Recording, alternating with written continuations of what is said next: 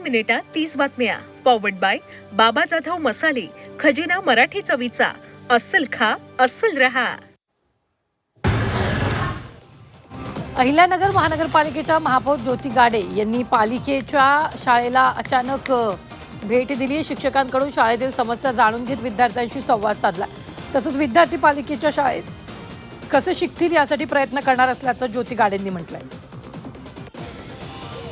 येवल्यातील तहसील कार्यालयावर प्रहार जनशक्ती पक्षाच्या वतीनं आक्रोश मोर्चा काढण्यात आला. कांदा मका पिकाला भावांतर योजना लागू करावी, शेतकऱ्यांची कर्जमाफी करावी अशा विविध मागण्यांसाठी मोर्चा काढला. यावेळी बच्चू कडू यांनी शेतकऱ्यांना संबोधित केले. तसंच यावेळी गळ्यात कांद्याच्या माळा घालून शेतकऱ्यांनी जोरदार घोषणाबाजी केली.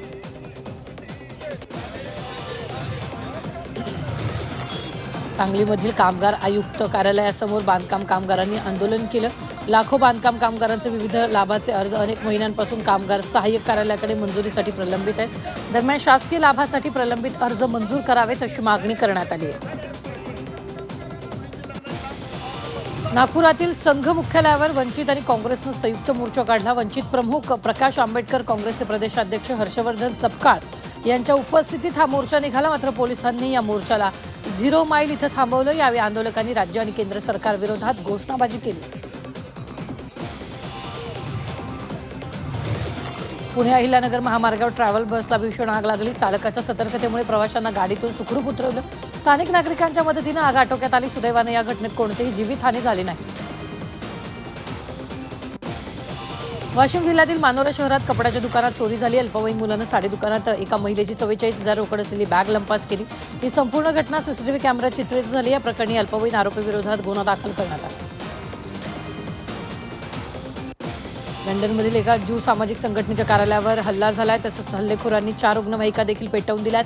या प्रकरणी आरोपीविरोधात गुन्हा दाखल केला असून ज्यू विरोधात द्वेषपूर्ण गुन्हा असल्याचं पोलिसांनी सांगितलं.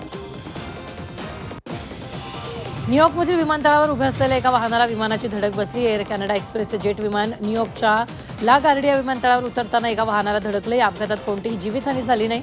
मात्र विमानतळ काही काळ बंद करण्यात आलं.